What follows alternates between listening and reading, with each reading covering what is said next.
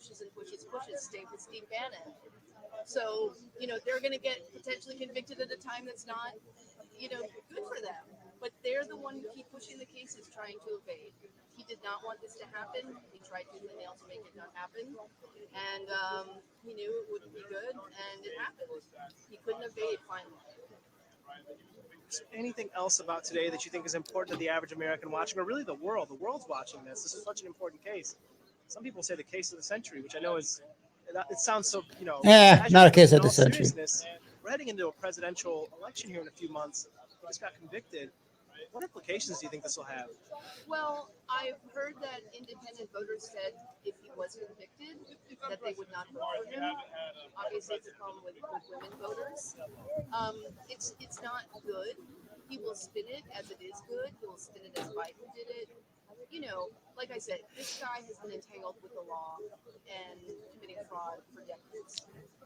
Bill de Blasio said that, So this is nothing new. This is just finally some accountability. I didn't really ask you this yet, but how do you feel personally right now? I'm wary of saying, "Oh, I'm so joyful and elated that the U.S. has an ex-president convict." But I'm very pleased, like I said, that there's some accountability. This man attempted a coup in the United States, in my opinion, and many people's opinions. And it took that to get some wheels rolling from the DOJ. But I think it's hopeful for democracy. We do not want another autocrat, Trump for 4 years. We saw, what he was heading towards in the first year. He's got more tricks now. And the U.S., as you say, the U.S. Plays such an important role in the world. If you have an autocratic president in the U.S., democracy is dying in the U.S. It's very sad for the U.S. and for the entire world. So we're just fighting for democracy. Really well said. Thank you so much, Susan. Thank you. Really appreciate your time. Thank you. What's your name? All right, what's up, everybody? This is the people in the street of New York. We are waiting for the district attorney to talk. It's hard to get live footage because you're afraid you might get what do you call it? You might get a strike. You understand what happened? So as you have it, Donald Trump has been found guilty on 34 counts, guilty of falsifying records, whatever the fucking is, guilty of having an affair with a porno star, I guess. I mean, at the end of the day, that's what really it is all about. Can't believe this is happening. I mean, I don't know where we're heading as a country. The United States is not in good condition right now. It is so, it's so split and it's so hateful of each other. It's so tribal. It's unbelievable. Where you have red states, blue states, liberals, conservatives. I don't know. They got all these crazies. I used to be involved in all that stuff. I stopped, getting involved. I'm like, I don't know what's going to happen, man. So we're heading toward an election at the end of the year. We have 5 more months into an election in November, and we don't know what's going to happen. You have a man who's just been convicted of 34 felonies. Is he going to jail, or is he going to have another trial? And he had 2-3 more trials to go before the presidential election and after. And this man, what's going to happen on November 12th? Because the Republican political party has accepted him as their nominee. So, what are they going to do?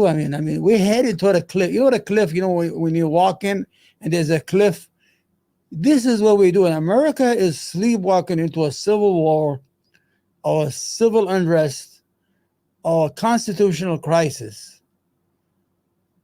This is what we're doing. We're slowly and surely walking toward a constitutional crisis. There's so much corruption in our civilian government, in Congress, in the legislative branch, in the executive branch, and now you have the Supreme Court. You got 2 guys who are guilty as fuck. You have 2 guys in the Supreme Court was supposed to be the last line of sanity for a messy democracy. The Supreme Court of the United States was supposed to be that.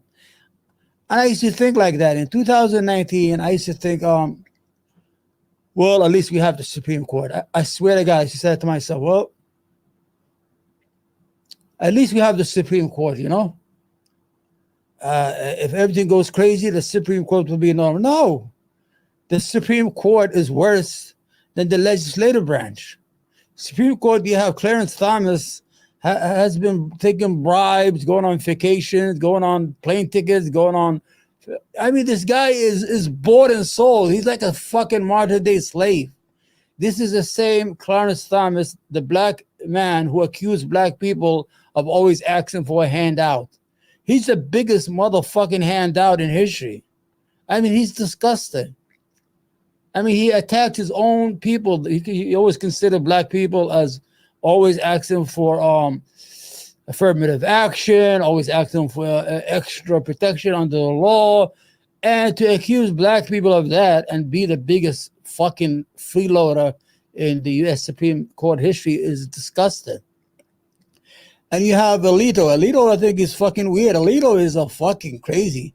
He has the flag upside down. He supported the January 20 insurrection, whatever you want to call it, a riot. I mean, this guy used the Supreme Court. You know, we used to be quiet. We used to say, oh, these are they're wearing all these big black robes. These guys must know what they're doing. Let's see what's going on in the streets of New York. Okay, people outside. Here you go. Let's see. Let me try to get a sun. Let me share.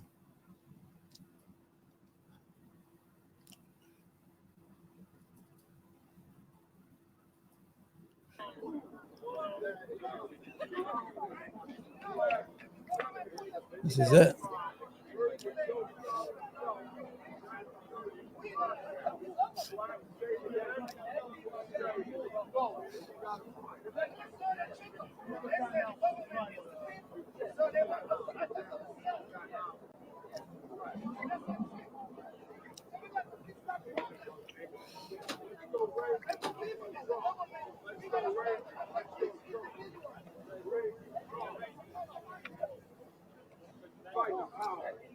Fight the power shot big.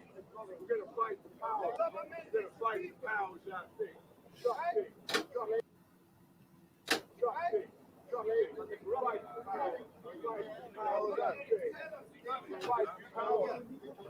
Fight the power shot big. Yes. I guess. Look at the pole.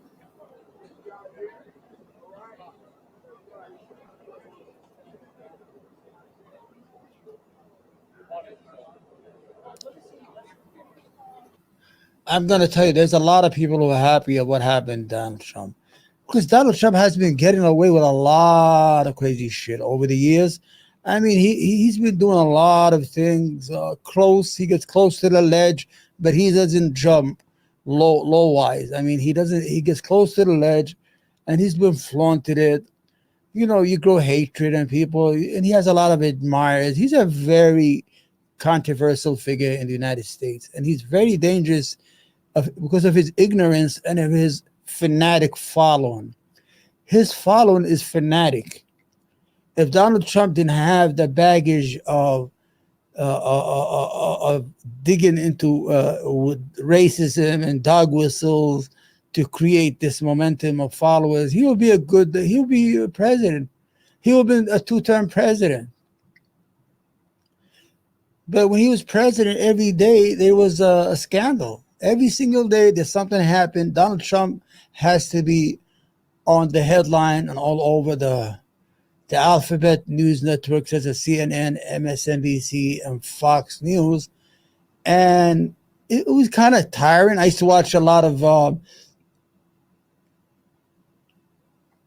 At that time, I was a corporate media addict. I used to watch a lot of this, a lot of the Russia. Donald Trump is under Russian influence. Donald Trump is Putin patsy. Donald Trump is this. Donald Trump is that. Donald Trump is this. Every night, fucking MSNBC, they had me brainwashed on everything.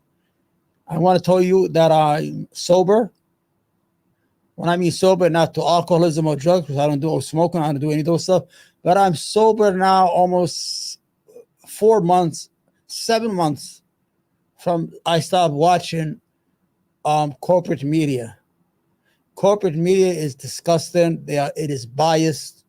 And when I noticed that the most is when the war in Gaza happened, and I saw they was not showing any footage of people inside Gaza. They were just inviting all pro-Israeli pundits, pro-Israeli journalists, pro-Israeli political politician, and ex-Israeli prime ministers, whatever, or ambassadors. They would bring him up every day. And where's the balance in you showing me the news?